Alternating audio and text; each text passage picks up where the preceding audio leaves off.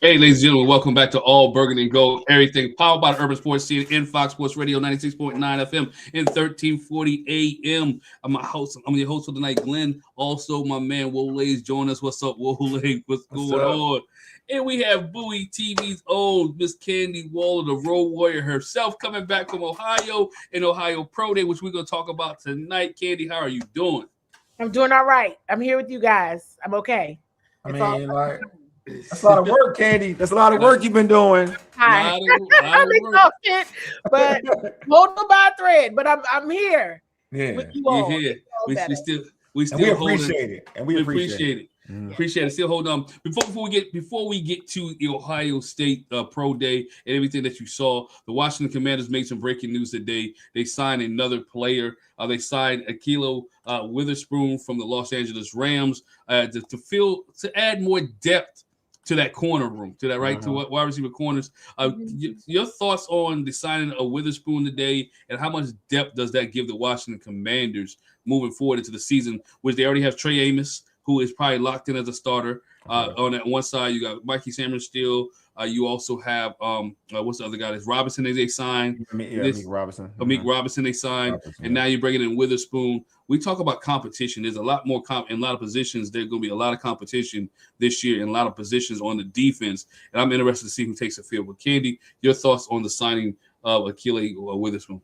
Yeah, I was like, okay, they need depth at that spot, and they picked him up. I think Adam Peters is familiar with him. Adam Peters drafted him, I believe, at San Francisco. I think I'm pretty sure of it. And so, I want to say I wasn't surprised. It's not like they said anything about it yesterday when we all spoke, but I mean, it's solid. It's good.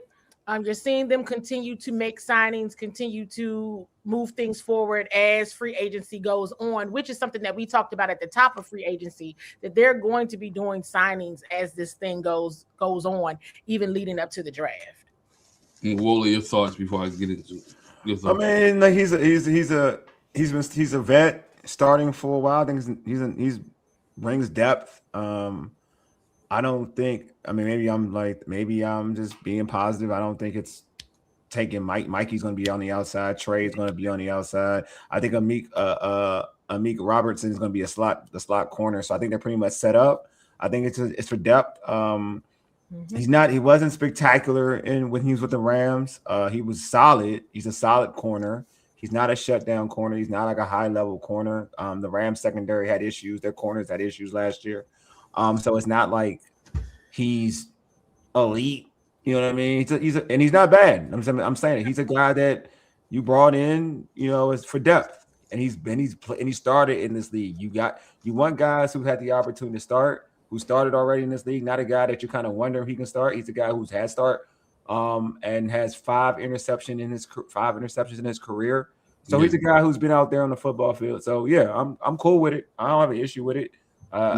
They need guys that they know if they can put out there, they've had NFL starting experience. So I get it. Yeah, like I say, you mentioned he already had 5 interceptions over the last 24 games for the last 3 years, but he also last year was injured a lot last year with the Rams, which caused their secondary to have some issues. We know a lot of players on that secondary. Emmanuel Forbes is on that secondary for the Los Angeles Rams. He was starting last year. So, but like I said, he brings competition. When I watched film a little bit on him today, what I saw was a guy who takes chances. I saw a dog that takes chances. It seems like as he has good catch-up speed. Many times he looked like he was beat, but he is able to reach out, deflect the ball, jump, go after it. So, again, it's one of those things that you have somebody who's willing to compete for the ball and not allow the receiver to catch the ball. Several times he's taken balls out of receivers' hands.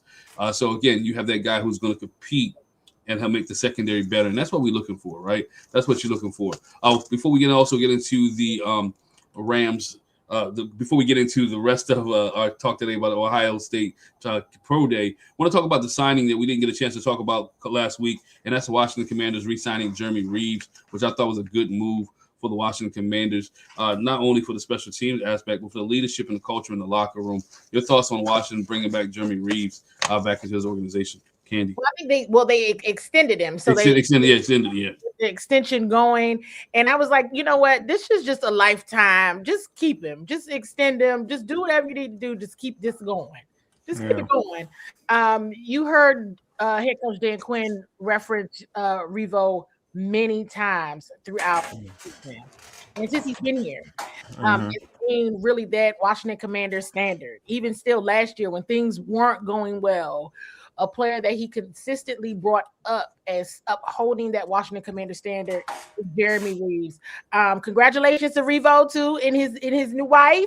You know, he just got married over the weekend. And so it just got married. They just got married. Yeah. Yes. They just got married this past weekend. Got an extension and got a wife, man. Go ahead, brother. Extension, all that, marriage, all in the same week. And so, work, brother.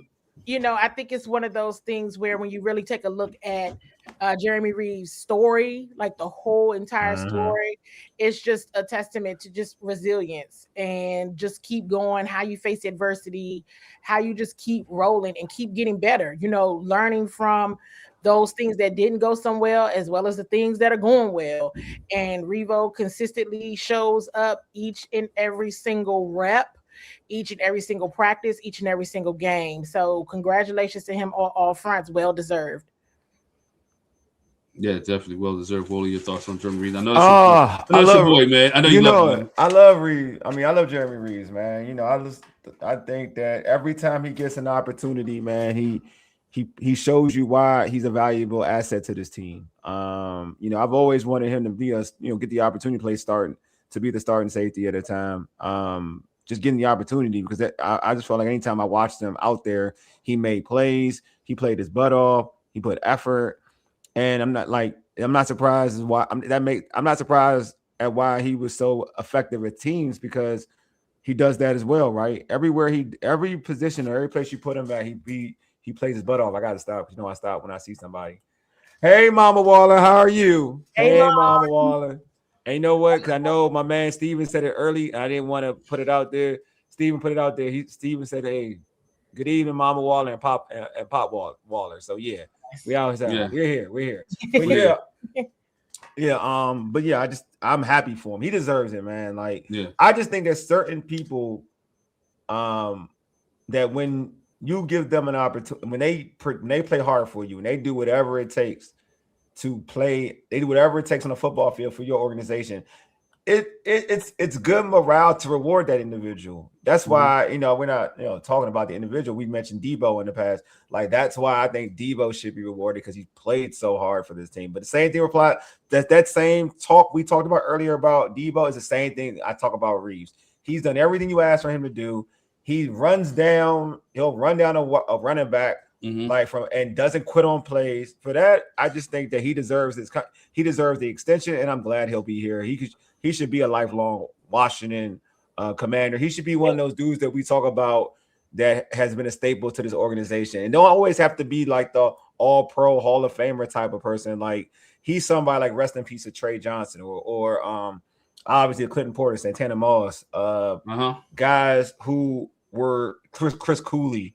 Guys who are staples in this shoot. When he was here, Lorenzo Alexander, guys who are just, they embody what being a Washington Redskin Commanders, whatever you want to call it, player. So I'm all for it for Jeremy Reeves. He deserves it. But I think you said it. I think you said it all. It's like Jeremy Reeves, one of those guys. When you say Washington Commanders, you think of, to me, I think of two players who instill that, right? I think of Tressway and I think of Jeremy Reeves, right? Those two guys are guys that you look at and say, you know what? Those guys should be commanders. They give everything they got. They put 100% on the line. They do everything they can for this organization, for this team. They're loved by the fans, and not only the fans, but they're loved by the community as well. I mean, you can tell Reeves when everybody was getting hurt, he stepped up and played, right? Oh my God! Yeah. When everybody was getting hurt this past season, you saw what Jeremy Reeves could do, but you also saw how important he is on special teams as well. And I think that's where he lives at. But again, the culture he brings into the locker room, the leadership he brings into the locker room, just being a humble dude, right? That he brings into the locker room as well, right? He's not one of those guys who's going to say just flamboyant out there, but he's one of those guys that lead not with words, but lead on the field. And I think that's one of the important things that this organization needs. And again, I think Paul said it. You have to keep glue guys who stick teams together, who keep teams together in the locker room. Those guys will keep those guys together. What's up, Ray, man? How you doing, brother? What's up? What's going on, Ray? My guy. What's going on, Ray? What's going on, Ray? So those glue guys, gotta keep those guys together. And I think it was a good extension for the Washington Commanders to have Jeremy Reeves in the locker room as new guys and new people come. And again, culture is everything, and so we got to keep it moving. So now, I think that's all the news that we missed for the last couple of weeks. So let's get into it, man. Let's get into it. Candi, you traveled to Ohio State, right? Mm-hmm. Right. Ohio State. I know, Wole. I know you should go ahead and shake your head. I know. Go ahead. I know. It's okay. I'm not gonna do no OHIO in here. Please don't do that. Please don't do that. We're not gonna do that. We ain't gonna do that. They ain't that type of show, right? But you traveled to Ohio State on Ohio State Pro Day, Candi. For our listeners and those that are maybe watching this on a later date, tell us what you saw, who you was impressed with, and who was the Washington coaches Dan Quinn was impressed with, in your opinion, at this Pro Day. Well, I mean, so I think one of the things that I found, well, I probably knew this going in, before, but not every player, went through drills. Not every player went through drills. Right. It kind of depended on, that the player's decision, combine performance, other things going on. I mean, Lorenzo Styles didn't perform because he just recently had surgery on his arm was in a sling. He was in a sling. Sonny Styles did not go through drills. He was there, of course. They all did his stuff. But after, with combine and everything, and we can talk about that in a moment because I did speak with him. But hey, the stars are that. Okay, the stars are that, and Arvell Reese is exactly what he has shown to be throughout his college career. I did tweet that he did his field work, and not everybody did the 40. I think people are starting to realize, like, hey, you do the 40 at the combine or whatever the case may be, that maybe it's not as you did already. You don't need to do it again. You don't need to do it again because the tape isn't going to lie, right? These scouts for these teams, the the leadership themselves, they're looking at the film, they're looking at the tape. So once you do it at the combine, they're not really looking for that again. But Arvell Reese did his field work with the defensive linemen. He did not do them with the linebackers. It was clear to me that's going to be. I thought that was an important point. Hence why I tweeted it. Right, because that is his role. His role is that as a linebacker in college, but he clearly must be edge rusher. Exactly. That's what he's going up as an edge rusher. That's what he wants to be viewed as. That's what he's going to do. That's his role. Tremendous job. Caden McDonald is what was actually really impressive. I enjoy watching him defensive lineman, defensive tackle for Ohio State. Caleb Downs went through drills. It's just so natural for him. It's so natural. It doesn't even look. It looks effortless when he is performing. It is effortless. I will share. We thought that the defensive linemen were done, and they were, I saw AP and DQ kind of walking off, but they weren't done. So they clearly went back over there to watch the defensive linemen. Was over there, they went to go watch them, and they went and watched Caleb Downs, Davison. I saw Davison. I said I can't pronounce your last name. It's okay. Maybe one day I have to, but the DBs were. I mean, that team, they're good, right? And what was shared with me, I've been to pro days. I've never been to Ohio State's pro days. But if ever you were going to go to a pro day in any year, this would have been the year to go to Ohio State, right? Just because of the level of talent that they have there. Whoever gets Arvell, it just looks like they're getting a gift. And Caleb is as advertised. I mean, no, he didn't do the 40, but he went through drills effortlessly. Carnell Tate, I thought every route he ran was daggone near perfect. The few times the videos that I posted were not the first routes. So I started to record them because I was like, wait, okay, hold on. I kind of want to, I need this as my own proof. Like just to watch this, just to see. Yeah.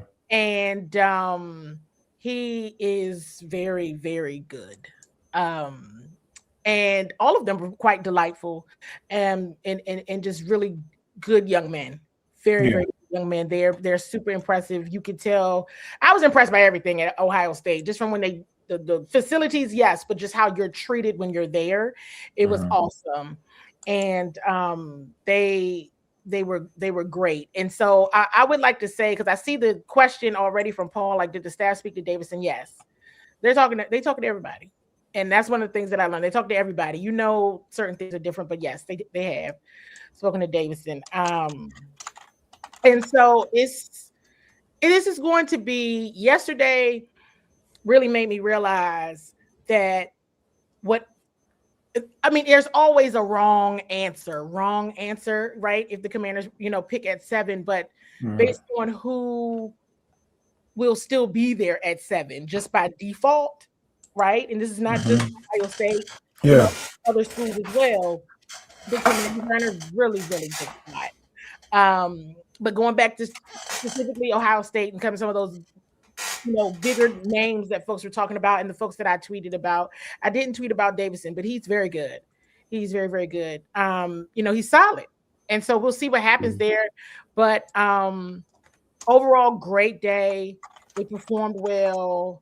I think it was I think it was good. I think it was very, very good. And I did have an opportunity to talk to the staff that was there, and it was quite funny. Like, did you know how you knew we were coming? I mean, why wouldn't all y'all be here? Yeah. With me, right. But not with me. David Harrison also was there as well. Yeah, no.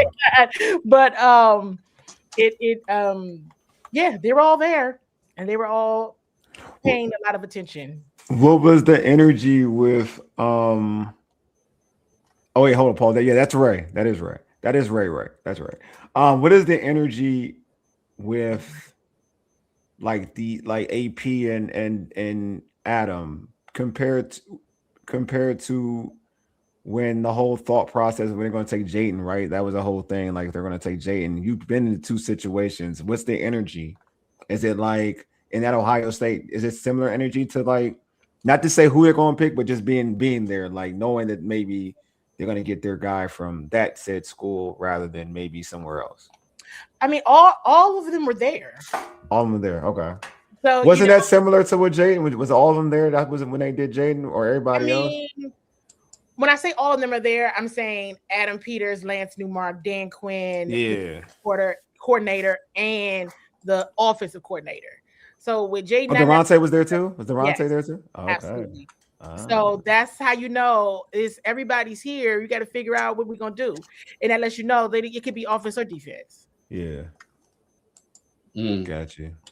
And the scouts were there too. Their area scouts were there too, right? So you could have just had your area scouts. So you could have just had one side of the ball there, or maybe AP, maybe Lance, maybe DQ, maybe Durante, but the fact that all of them were there and all of them have not been anywhere together. So not like this. So read your clues, right? Yes. There's a lot of talent in one place. That's what I will say. There's a lot of talent in one place, where in other pro days you're not gonna get as much in one place. So you're pretty much, because this is you legit have. Well, Reeves is not gonna come. It's not slipping down to that slot. But legit have 3. You legit have 3 people that you all have interest in. Absolutely. In one school, so it makes sense for all 3 for everybody to be there. It just makes sense. Yeah, it makes sense for all of them to be there. It's too much talent. Definitely makes them not to all go. We say, Glenn? Yeah, as you mentioned. No, it was just as you mentioned. There's a lot of talent that's there, right? But if you can get if you can't get a Caleb Downs at 7, but a Cornell Tate is still there, you take Tate.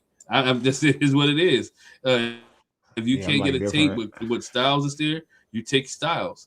You take Styles. But again, I do believe at this point that there will be a Ohio State player at 7. In my opinion, at least 2. Because I did the numbers. It'll probably there'll be at least 2. Yeah, there'll at least be 2 Ohio State players left on the board, left when Washington picks, and I think an Ohio State player will be going to Washington.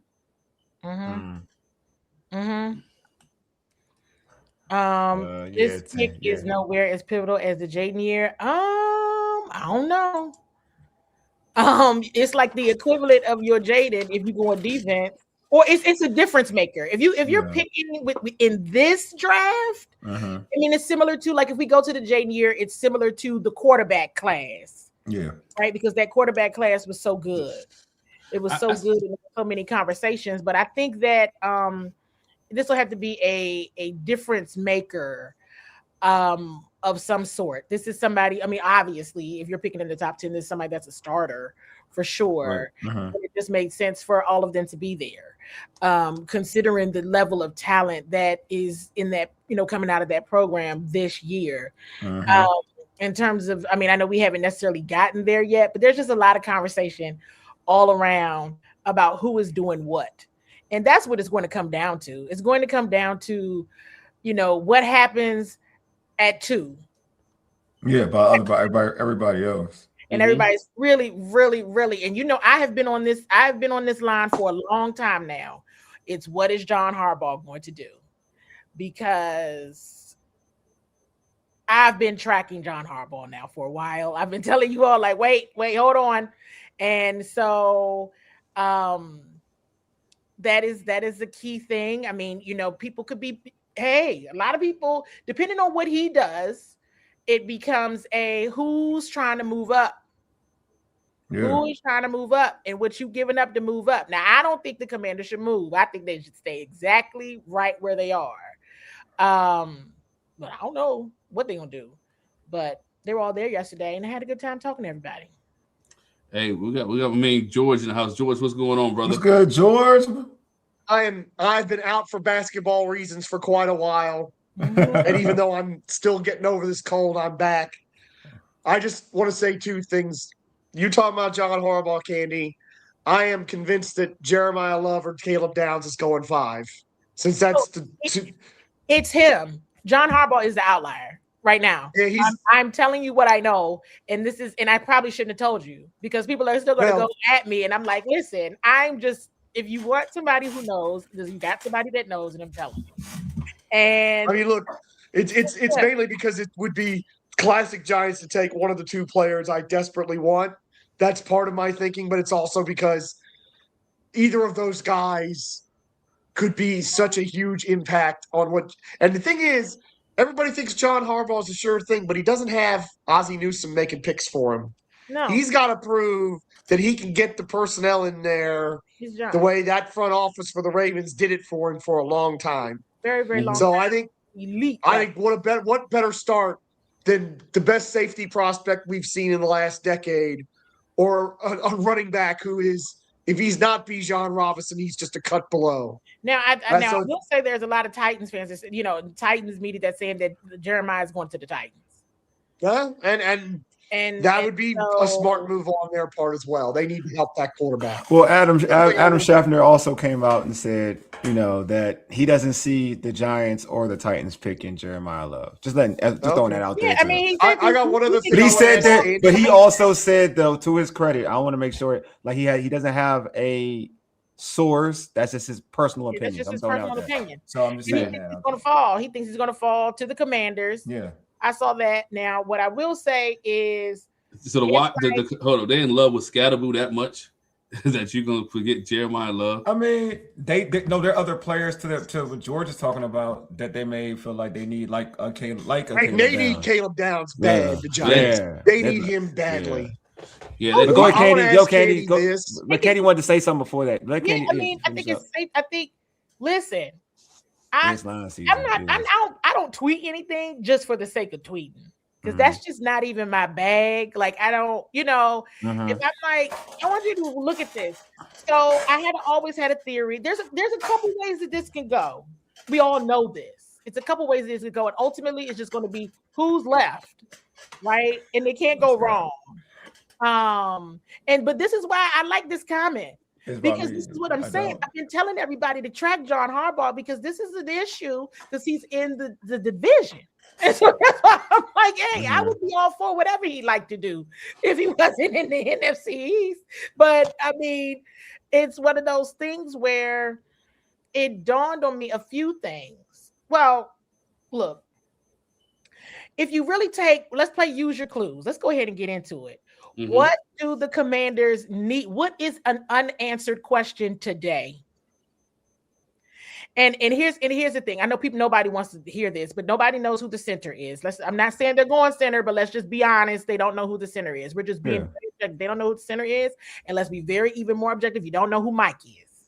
You don't know who your Mike linebacker is. Correct. You don't know who your linebacker is. You do not know who your center is. That's a fact right now at the time of this show. So if that changes by the time we get off the show or while we're on the show, okay. But we can all agree objectively, those are two things that you do not know right now. And it has not happened. So please put that in your back pocket. It is a very, very important point. The third thing is somebody's got to be your game wrecker. Somebody has to be your threat other than Jaden Daniels. That's 3. So it's got to be one, 2, or 3 of those, whomever is left at 7. And somebody will be left at 7. Now, my other theory then became, to George's point, actually, I'm like, all right, I was always told and always thought, and I came back and shared this with you all after the combine, John Harbaugh's getting Sonny Styles.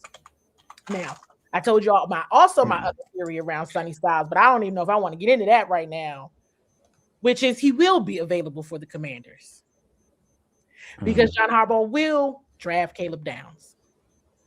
So let's see what happens. Now, if Jeremiah Love is available, and here's what I said, here's what I shared with a couple of people there where it was just like, I'm going to just start putting some feelers out here. If Jeremiah Love and Sonny Styles is available at 7, what you doing? If Jeremiah Love and Caleb Downs is there, what are you doing? If it's Jeremiah Love and Caleb Downs, I think you go Jeremiah Love. But if it's Jeremiah Love and Sonny Styles, I don't know what you do because I don't know who your Mike linebacker is right now. Oh, I just think you get the best player available in that situation. I think you should always get the best player available. Yeah, I just think that is it the best player available, period? Or do you get the best player available based on what you need? I think different. This team needs the best player available because they were so bad last year. In my opinion, I'm speaking for me, like an opinion. It's not even like based on anything. Because I've always said this, like one thing, because I break it down this way for the Sonny Styles argument, and with like anybody else, like Sonny Styles, arguably like probably is the 3rd best player on his defense, like the 3rd best player. Love is was the best player on his team and the best by far. And was the best player, arguably one of the best players in all of college football by far. And I don't know if I can put that player over him because watching the game against Miami. These are only one defensive player, and that's to me when you got 2 dudes going at it. Because I don't get into combine, I don't get into. I get on Saturdays. That's like my thing on Saturdays and in big games. And I know it's easy. Like Sonny Styles is a good player, so let me put it out there. Here's what he did in the combine definitely fits of him being a good football player. He's going to be a good football player. But it's like when I watch the big game, Miami versus Ohio State, the only players that stood out to me was Caleb Downs and Bain for Miami. Those are the only 2 players that stood out to me in terms of high draft picks. So it's always hard for me to it's always hard for me to say like that said player is better than that said player or whatever. Or they're going to be that elite because even like for instance, you can make the argument even in number 2 how good Reeves is that Bailey may be better than Reeves. Oh yeah, each one of them could be 2. Yeah, you know what I mean. Like, so it's just for me. I think Washington's at a situation because last year they didn't do best player available. They did the best they didn't need. Well, there you go. Well, like I agree. You're going through exactly what you use your clues process is. Yeah. What do we know of them to do? And not only was it need, it was based on what your offensive coordinator wanted. Let's keep that a buck. Yeah. It was based on need, Yeah, fit, because that's need and what your offensive coordinator said go do. And y'all agreed because it was cool, right? Well, I didn't. Well, personally, I didn't. From their perspective. Yeah, their right? perspective. If we're watching, if we're using our clues and we're watching what they do, and what they have done, that's what they've done with their first round pick. So that's why it goes back to: are they taking the best player available, or are they taking the best player available based on what they need? And that's two different things with this regime. Now, if they took the best player available overall, I would be shocked. It's good either way. Because I'm prepared for the let's really move through the objectivity of what do they not have right now at the time of this conversation. Well, because I agree. Because this we got to base this on, you know, how we think, you know, we're basing this off of what they do. This is the objective. Of course. Clues. I could tell you all day long what I want, but what are they more prone to do? I mean, how I looked at this draft is like the way, I mean, this how they handled off the offseason. I think they've tackled every element of being content to whatever they want to do. Like if they want Chanel to be the mic, that's what they want to do. Like that's what they've tackled. If they want Bill to be the RB1, they've tackled that. Like they're prepared, in my opinion, to go at it whatever way they want to. People may not be fans of it. Like even wide receiver, like they prepared at wide receiver to do whatever they want. Like they can tap in and say, all right, we all know like what's the name? Like we know that IU thing is out there. So I don't even want to talk about it. But they prepared themselves in a way where they don't have to get a wide receiver. They feel, I'm sure they're confident. They don't have to get a wide receiver at 7. They're confident enough to say that. They're confident to say, like, shoot, we don't have to get, because they the way they tackle, which is I'm giving them a lot of credit. The way they've tackled free agency is to a point where they in my opinion, they put themselves in a situation where they can get best player available. The only position I would arguably say that they really need, that I think that they really haven't tackled to a point where you were comfortable, would be like safety, to be honest with you. And I feel like they signed safeties though. That's the only. Yeah, they've signed safeties. Yeah. But I feel like the safeties they've signed, it's just like Chanel, and they're like the same. But that's why I'm saying, if we're being completely objective, very black or white, because they're not that complex.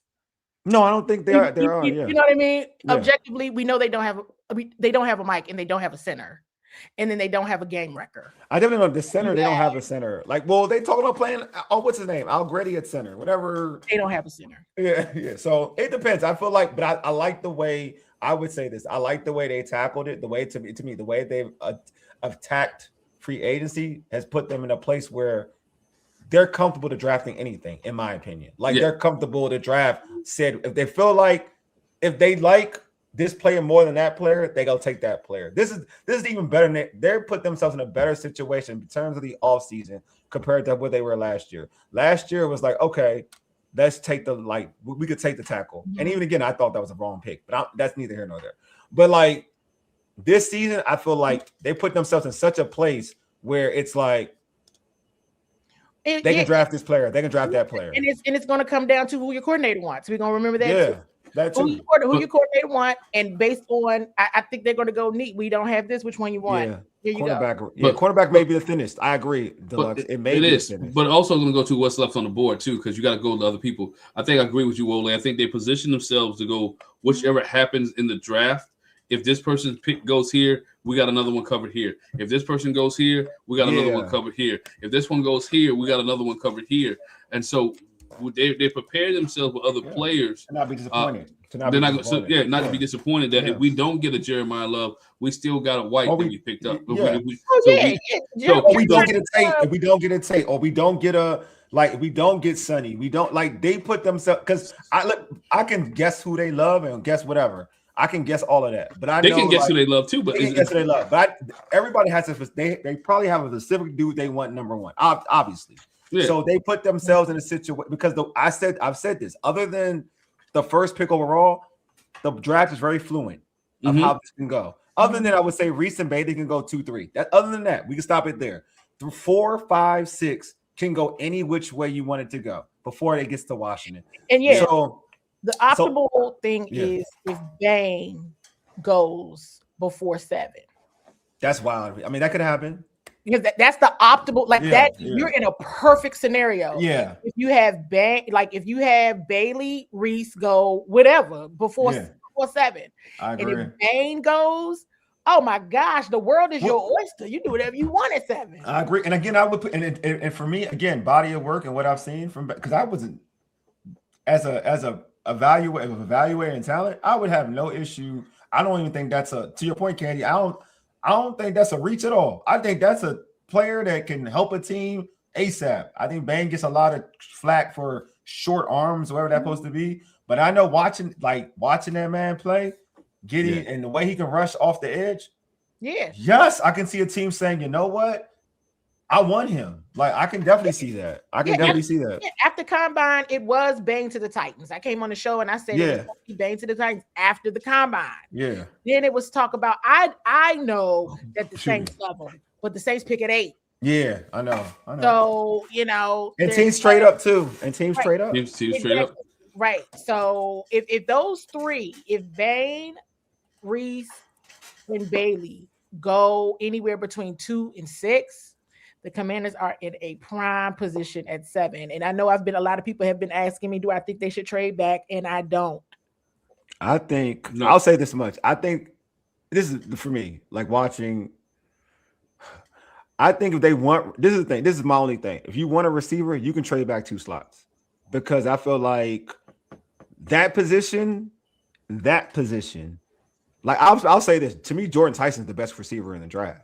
Mm-hmm. Like, to me, because that dude, Jordan Tyson's stats, being the only show in town in Arizona State, like knowing that he had to see double teams. He had to see double teams. Mm-hmm. He had to go. Teams had a game plan for him, and for him to always get 1,100 yards, 12, like having that type of production.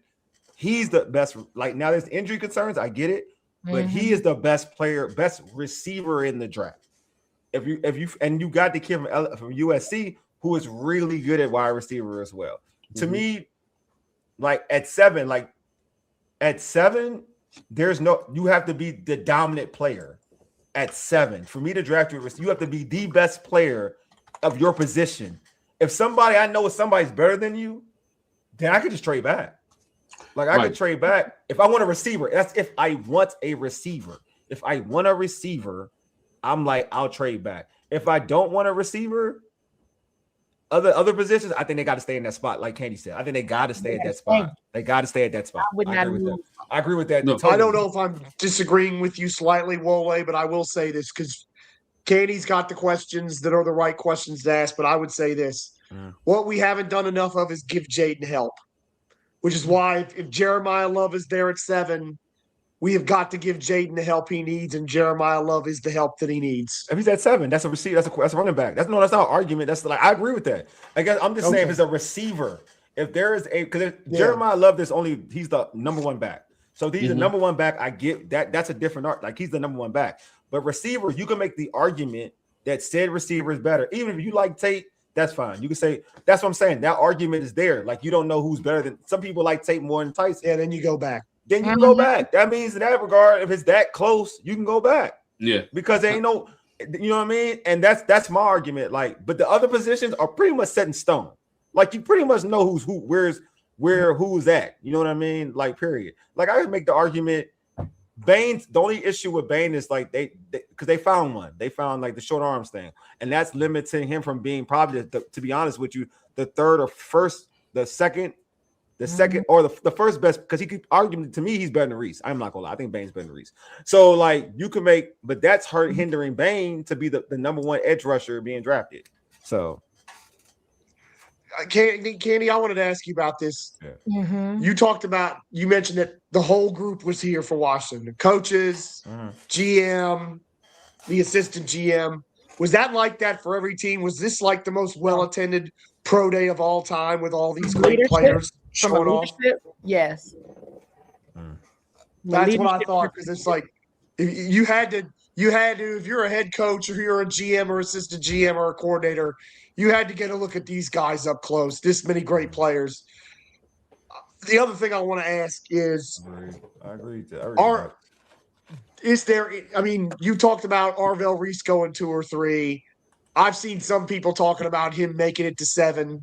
Is there any way Arvell Reese makes it to 7 in your mind? Okay. Nope. No way. All mines got 2 or 3. There's no way he's not coming close to 7. Well, I posted something. I don't know. He's I not definitely sniffing posted it on my Facebook. He's not slipping that far. I think I posted it on Twitter, and this was no shade to Sonny Styles because I think he's marvelous.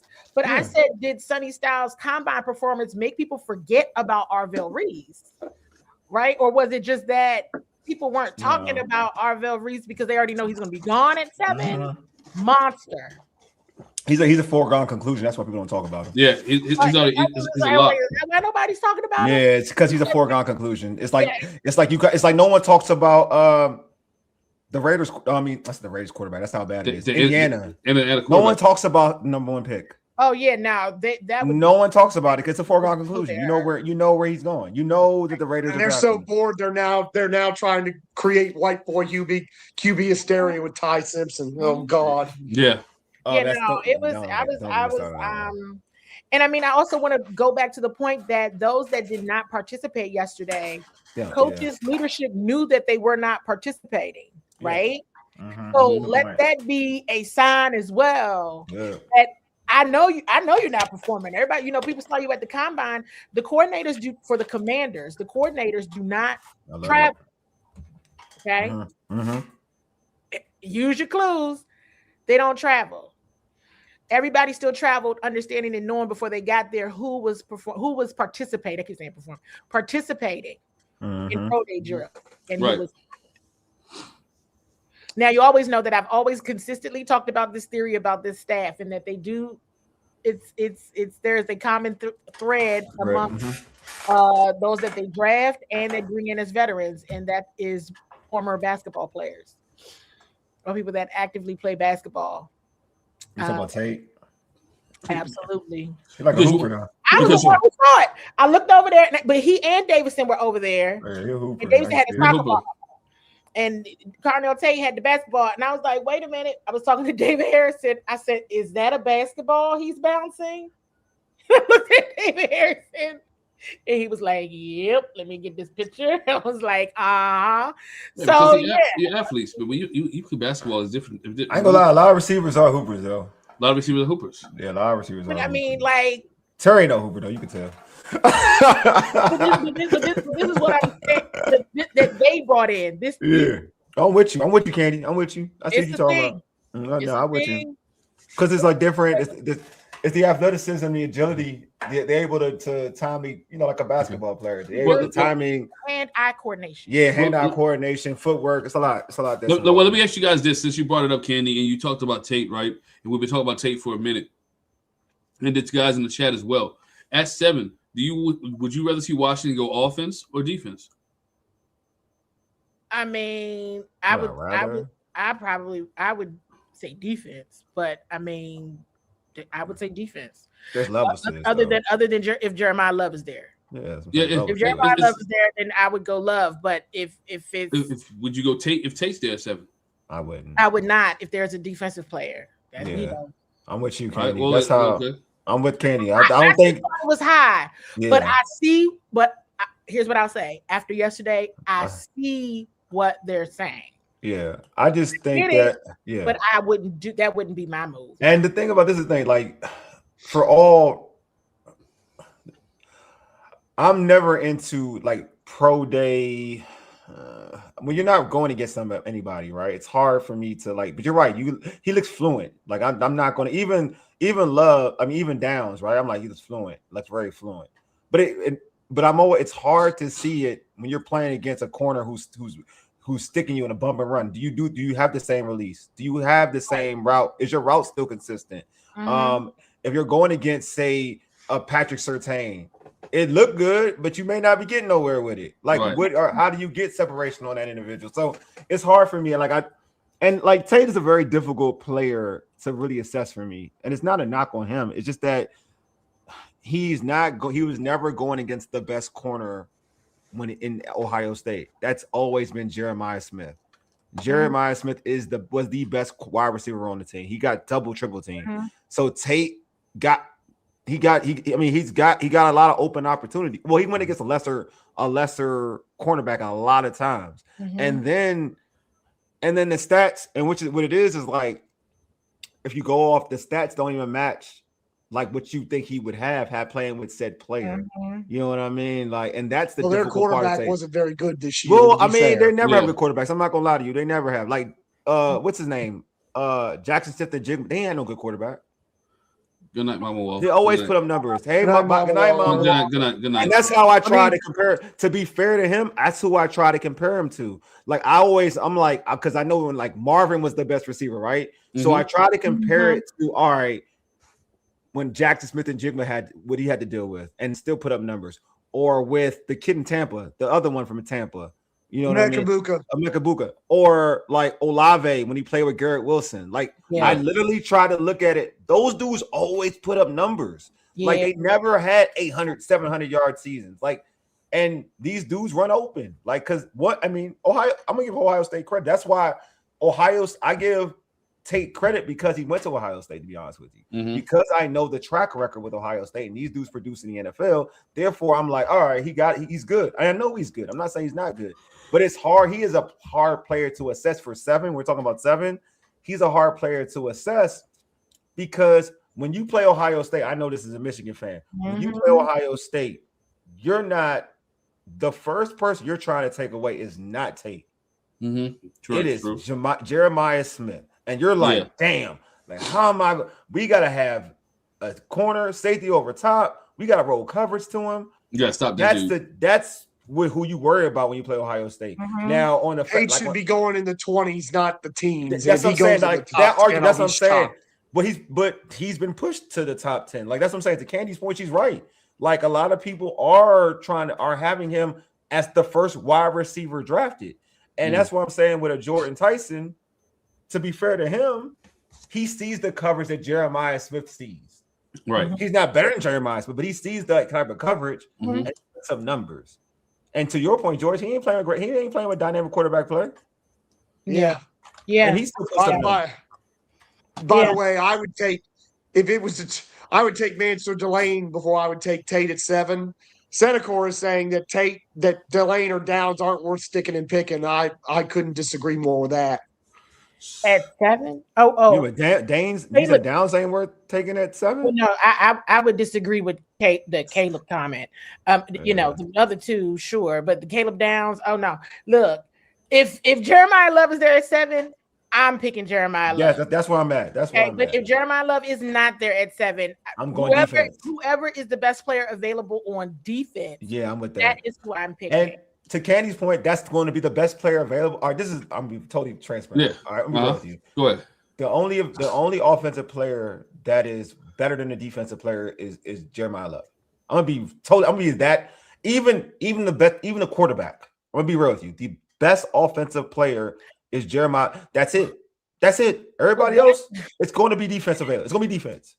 Well, that's why I was like, okay, let's hope. We know they're going Mendoza, right? Because something crazy. I'm like, come on, y'all, don't do that. Yeah, they go Mendoza. They like even putting Ty everybody way. Yeah, even this whole Ty Simpson whatever, putting him in this is wild to me. Like that is wild to me. Like that's wild to me. Like the best. I'm gonna say the best. There's only one offensive player that is warranted that you can say, all right, I'm gonna pick this offensive player over said defensive player. So to me, when we talk about Washington, when we say Jeremiah Love, if Jeremiah Love is off the board, they're gonna draft the defensive player. Well, let me say they're going to. Let me take this back. They should. They better draft a defensive player. All right, and because in my list it go, and this is just for me. I ain't no scout. I ain't no NFL scout. There's two players that that slip is Downs and Love are the two best players to me in this draft. To me. Right. Two best players. And I've kind of I know if like a lot of my argument I was saying like safeties don't typically go in the top 10 and you kind of have to, you can trade back and get a safety, but I'm like, now I'm changing my mind because how this draft is set up. Like, nah, at 7, if you can't get Love, get Downs, and we call it a wrap. It is what it is. Just call it a day. Yeah. And call it a day. I mean, and that's all I was, you were going back and forth, yesterday I was just asking people like, yeah, what are the odds at 7 it's Jeremiah or Caleb available. That's gonna be a win. That's gonna be interesting. Because hear me. That could happen. That could happen. And it's either Jeremiah or Caleb at 7, Jeremiah or Sonny at 7. You go Jeremiah. I don't think there's a scenario where there's a Caleb or Sonny at 7 though. Understand what I'm saying? But let's look at it this way too, though. You know, I know I asked a question about offensive defense, and everybody, even guys in the chat, you guys talking about if Jeremiah loves at 7, it's like it becomes a no-brainer, right?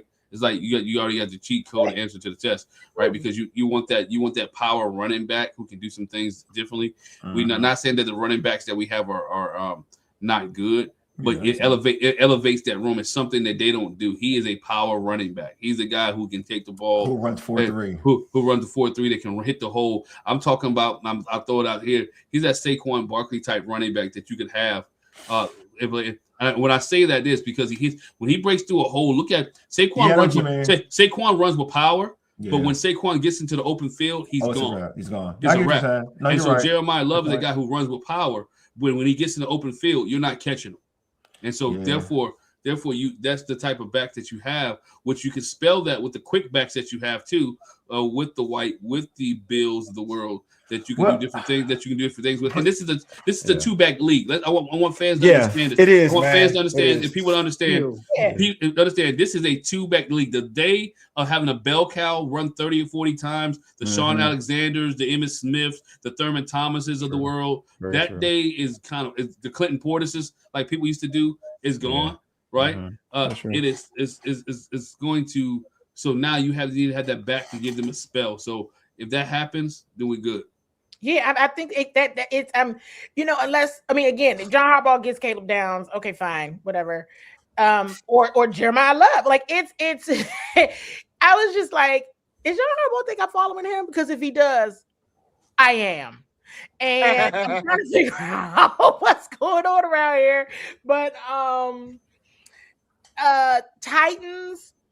I said I was an advocate for Bane to the Titans, but it sounds like they could easily, be after Jeremiah Love as well. It was the Giants and Sonny. It was the Giants and Sonny, the Giants and Sonny, the Giants and Sonny until recently. And then when I was being nosy about like with Caleb Downs, I was like, oh. Carnell Tate, I'll say this. I understand now why he is projected as high as he is. However, that does not mean that would be my choice. Yeah, no, I get you. No, I get what you're saying. I understand what you're saying. I totally get it. I'm just not saying that's who I would pick for the Commanders. I think that also where they're at, again, where Washington is at, they have an opportunity to get. Either way, I feel like there's a win-win situation. I don't think they can really. I'm gonna be real. I don't think they can really mess this up. Like, they can mess it up.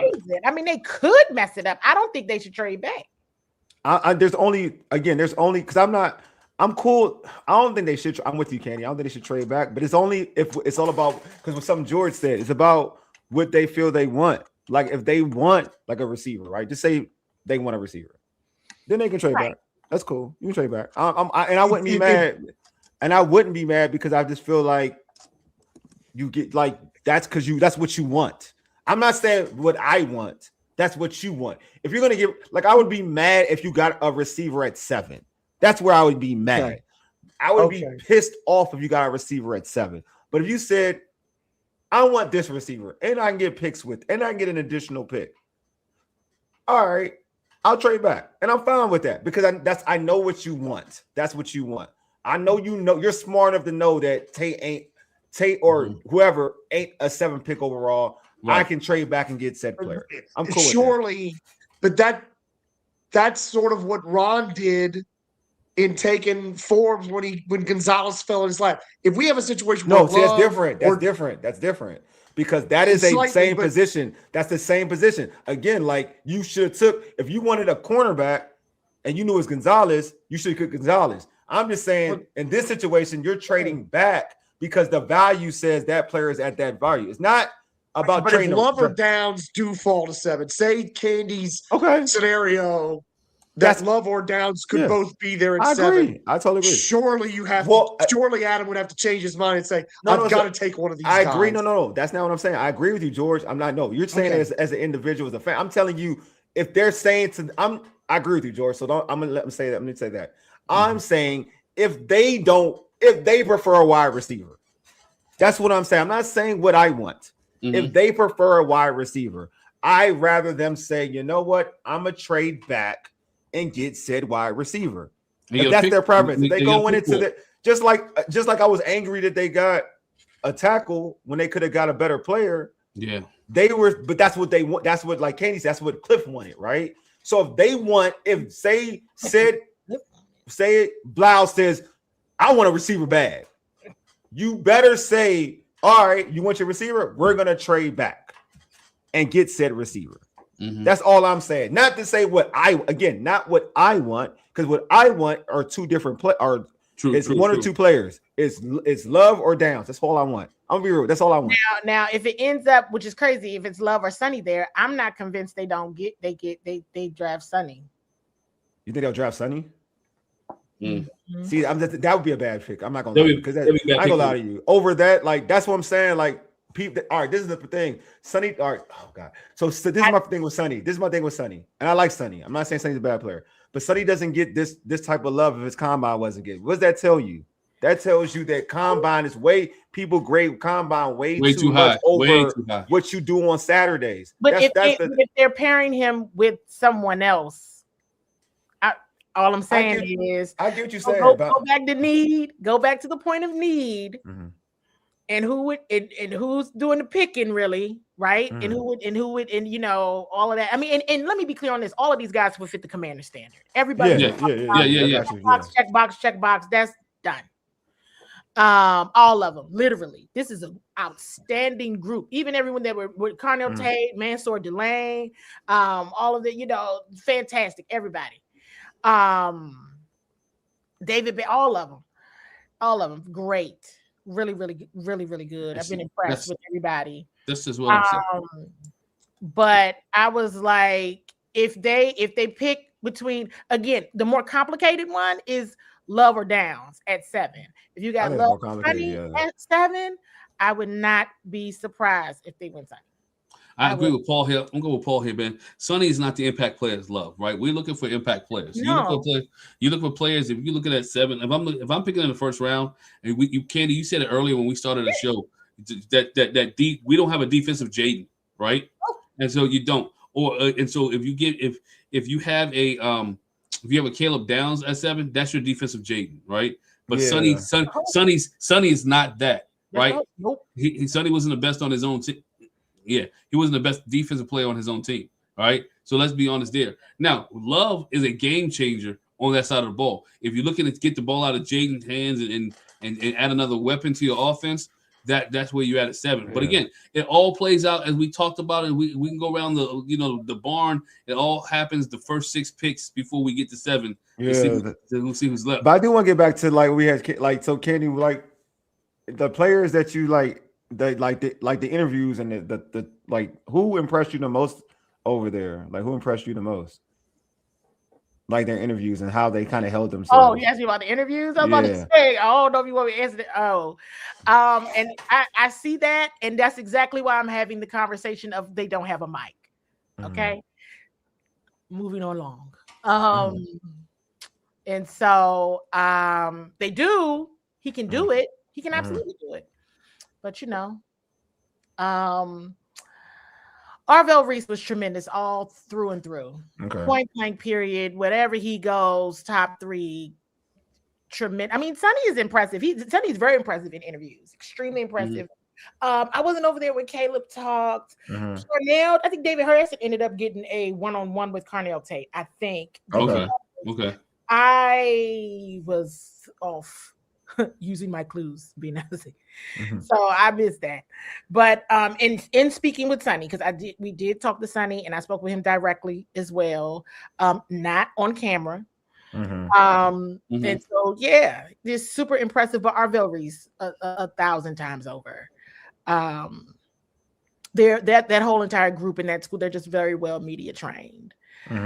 And so it was very, very good. Very, very good. Aaron Glenn spent because I saw the Jets came up. Aaron Glenn spent a lot of time over there. Oh, did Senecor, I have to correct you. This is an incorrect statement you're making.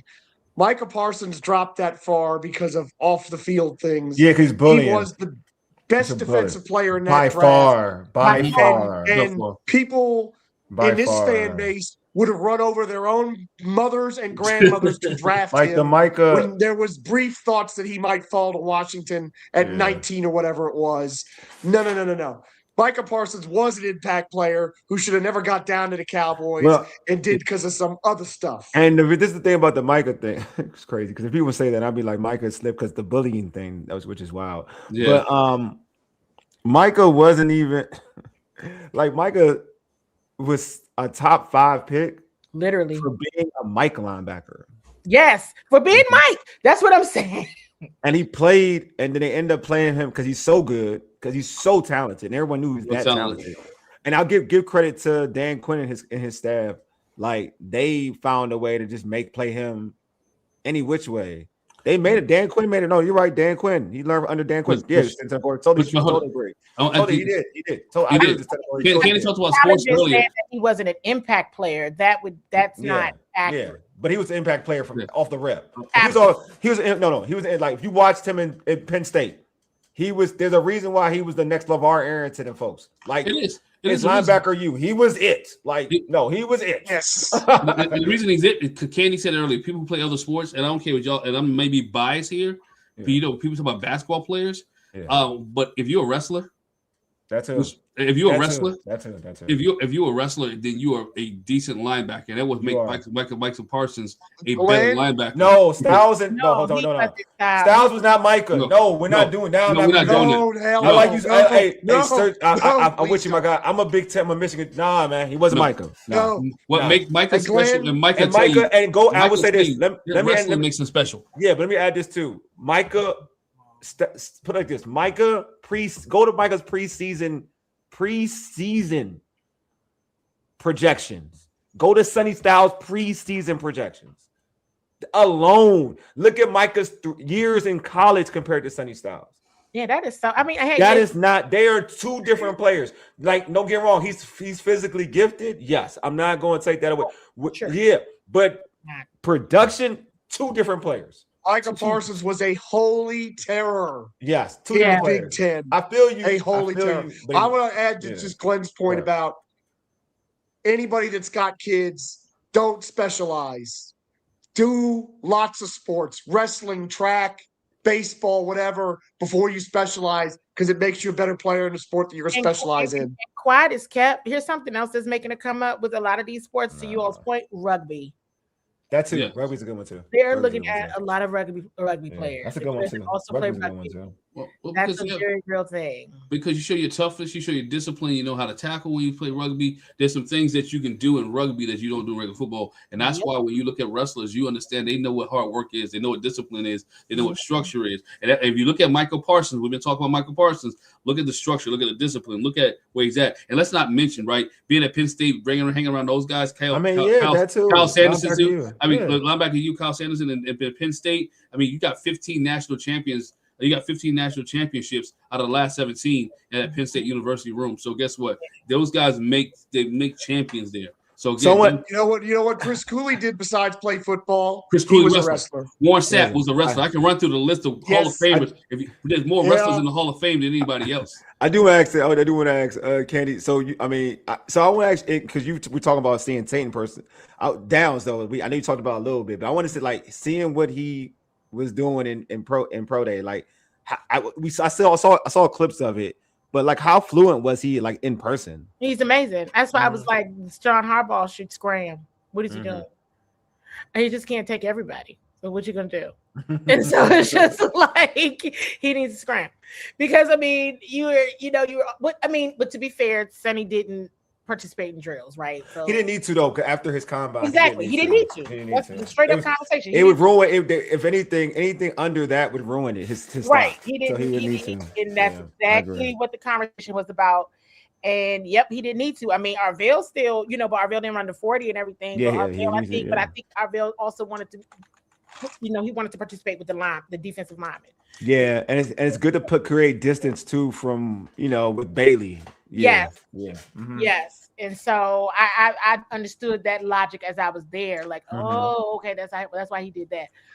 Caleb down, it's just natural. I was like, and he's not a slim dude.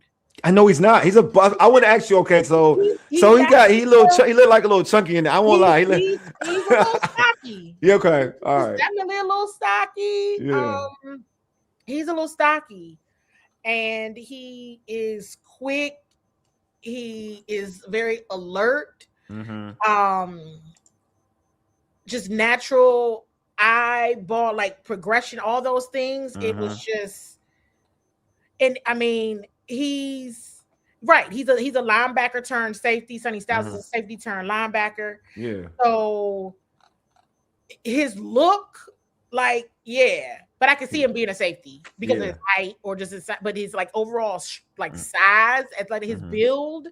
I was like, oh, okay, but he's just, it's natural. It's like second nature. It's like somebody who just is great at what he does, and he doesn't have to really. He was put on this earth to be a safety. Yeah, like he's just doing what he does naturally, and that he naturally loves and everything to do.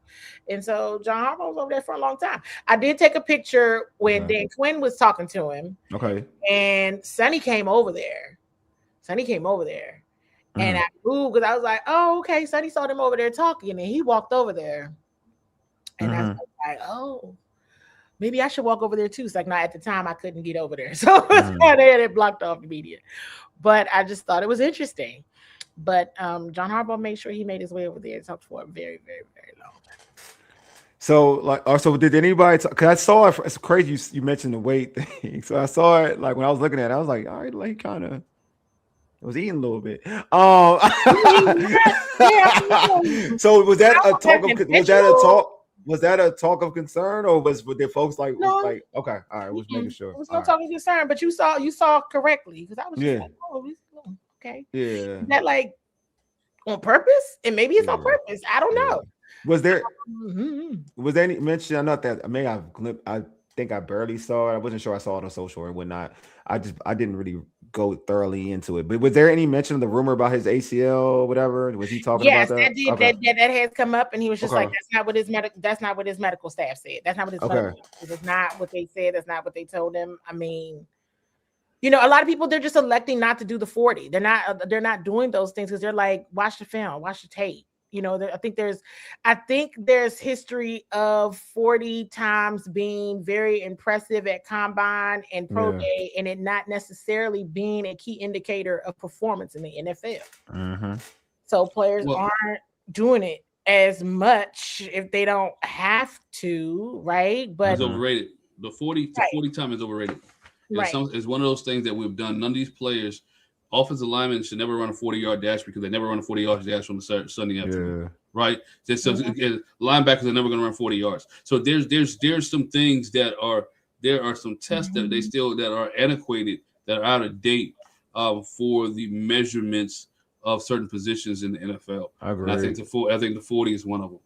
I agree. And because let's be 40 speed and game speed are two different things. I've seen guys who run. This 40 wasn't good, but when they go in game speed and on different it's just totally different. Did Jeremiah Love return kicks? I'm just asking. Nah. He ain't no kick return. I mean, I think he probably did. He? I don't think he did. He may have done his freshman. I'm trying to think. Maybe he did like his the first year. Maybe his first year. Maybe his first year. But not like that. McCaffrey gonna be the kick returner. Him and Jerome Ford. Okay, all right. Let's move on to the next time. And Gerald DP, we won't kick Bill to the curb. But if they get Love, move on to the Bill next. becomes a very good second back, and that becomes a very productive running back tandem. He's gonna return kicks. All right. I mean, hey. You talking? I ain't gonna lie to you, man. I'm not worried about Bill. We got Love. I ain't Bill. I ain't worried about Bill. Look, we got Love. I ain't worried about Bill. Bill's the last person I'm thinking about. It's just how people think about C-Rod is like a second, whatever. Like, folks, when you got Love, you didn't need Bill's an excellent story. and a good play, and a good rookie year. But like, I'm gonna be real with you. When you got Gibbs, you ain't worried about Montgomery. All right. Yeah, but they used them both. No. But you know my point. No, you get my point. You're not worried about Montgomery. You can have both. You ain't worried. Look, man, I grew up a big Redskin fan. Like 91 is my favorite year. Mm-hmm. We had two backs. We had Joe Riggs getting the goal line stuff. But I was worried about Ernest Biner. I wasn't worried about Joe Riggs. All right. Like, I'm gonna be real. So it's good to have. It's good to have. Yes. You know what I mean?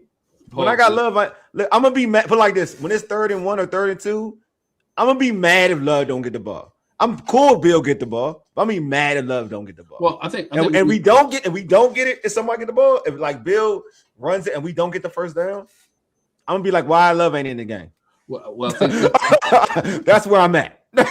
Well, you know what? I think this is the key too, though. This is why you get a Love, because again, if you get a Love on the 3rd and 1, that means Irvin's too, Taj. I know. Go ahead. That means you get a Love right on a 3rd and 1. That means Jaden's not running the ball, right? That means somebody. That means somebody else. As many times as if Jaden can get Jaden can get less carries than he had in this first season, that's better for this team and it's better for this organization. Make his carry make his carry selective and important. Not when you need a short yard. So even if he's under center, right? No. This is where Candi got Luke to return kicks. He was good till he got hurt. Well, he replaced Debo. Yeah, he replaced Debo. Well, I'll put it this way. He did a good job. I'm on this thing. He replaced Debo, and he didn't have the impact that Debo had. So I'm still on my short field. Shorter field. I mean, he wasn't better than Debo. Well, will he be? Is he healthy enough to be back? Will Luke be back then? Well, no, he broke his collarbone. He's fine. He's fine. Yeah. Well, I don't know. I think Luke can be fighting for position on this team. That's a whole different story. You said it. I didn't. I said it. Look, I want to talk about what Candi experienced. Oh, hold on. Let me put this clip. The views of All Burgundy and Gold belong to All Burgundy and Gold, not Bowie TV or Candi Waller. There you go. Thank you. I asked the question for a reason, so Glenn picked up for my usual clues. Hey, who returned the kicks? Oh, I know this. Oh, Candi, I picked it up. I was being quiet. Everybody called me a hater. I'm not gonna be a hater at all. This dude is not. Look, if they bring Ayuk in with the wide receivers, this dude is not gonna be on this team. I ain't saying nothing, man. I know man Santiago in the chat about to call me out, so I ain't saying nothing. If he's on this team, then y'all go ahead and just change his name to Adam Peters' boy. Put it that way. Hey, I ain't saying y'all in the chat. I ain't saying nothing about Luke McCaffrey. I'm chilling right now. Anyway, let's get up out of here. Hey, Candi, anything else you want to share with us about Pearl Day before we get up out of here? We don't want to cause no more trouble. Let's leave on that note right there. I ain't saying nothing. Y'all know. Look, I ain't the one. I'm being good today. I did start it. I will take ownership of the fact that I did start it. All right, I'm about to say because I ain't do nothing. I'm quiet about Luke. I try to be quiet about that kid. Hey, man, look. One thing about Luke did come on last year when he had opportunity to play. He had some good schemed open plays, man. He had some good schemed open plays. Yeah, when he had opportunity to play, he did come up with it. Hey, and Candi, let everybody know where they can follow you, where they can keep up with you on and everything like that. Oh gosh, that was funny. You can find me on X at Sewall SE. Please, if you haven't already, subscribe to Bowie TV on YouTube. If you're in Prince George's County, Maryland, haven't cut your cable, you can find Comcast channels 190 and 1097. Bowie TV or Bowie TV Sports across all platforms. Like I said, at Sewall SE on X or Candi Waller, CEO Sewall, all the things. Whoa, look at that, y'all. Mm-hmm.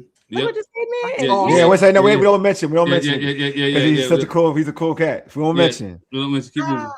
He's always. I gotta ask, Candi, are you finally after this pro day? Are you finally gonna rest up before the draft? Or are you just still going? No. Well, I'm glad you asked that.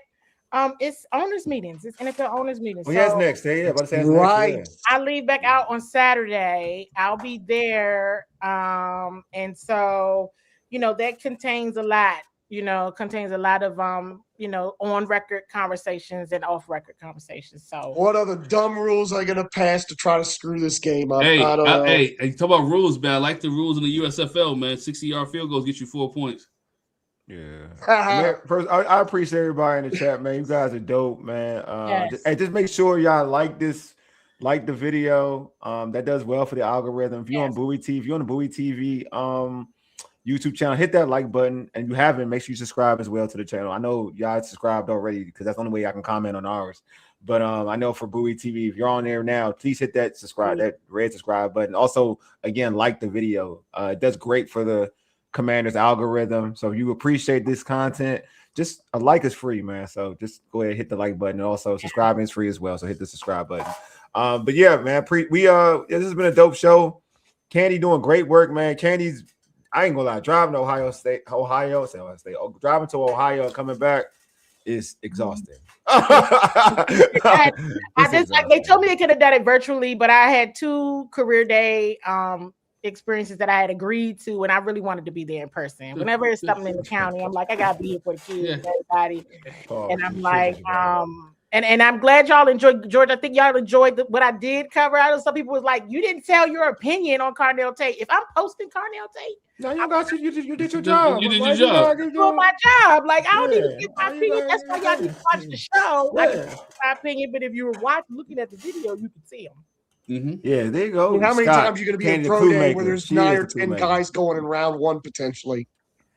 What'd you say, George? That's good. How many times can you go to a pro day where there's maybe 9 or 10 guys going in round 1? That's what I'm saying. That's the point, George. I mean, it was a strategic move, but it was a good move. It's too much. And the Commanders pick at 7. Of course, if they weren't picking that high, I probably would have been like, whatever. But this is an important draft. This is an important year for this regime. I'm talking about Adam, Dan, and Jaden. Mm-hmm. This is a very important year. And so what they do in this draft matters. What they do with all their draft picks to date matters. And how this record ends up in the end, it matters. It matters. This is going to be, No, I agree. It does matter. It does matter because this is like a pick where you can find, I mean, you wanted to be a better team last season and you're in the top 10. You got an opportunity to get a game changer. I don't care how this is for real. Like, and real talk, if it's not, everybody knows I like Jeremiah Love. That's like my favorite player in this draft. But if you don't get him, I mean, then we finally can get, in my opinion, you can get a Jayden on the defensive side of football, which would be dope for this team at general. I think that you have an opportunity, and that player to me is Caleb Downs. I think if you don't get Jeremiah, in my opinion, if you don't get Jeremiah Love, that means you probably have a good opportunity to get Caleb Downs. I think you have a really good opportunity to get him. And I feel like the way the draft shakes out, because positions of need, and we're talking about 3, I pretty much have it nailed on who the 3 are going to be in the first 3. 4, 5, 6, you have a good opportunity to get a guy, like a real stud. So everybody's like, there you go. Yeah, the word on the street is Cleveland's gonna start getting a bunch of calls for 6. I'm sure they are, though. I'm positive. They're like, people ain't mess with Adam Peters too much. Yeah, they'll get 6. I wouldn't be surprised. Yeah, there's gonna be some trades. I think there could be a trade. It's gonna be some trades into the top 10 for sure. Yeah, I think so too. Yeah. I think you could see like Kansas City trying to move up. I could definitely see that. I can see Kansas City. I'm actually not convinced that the Ravens won't trade up. That's what I don't know about how big they can. I don't know how.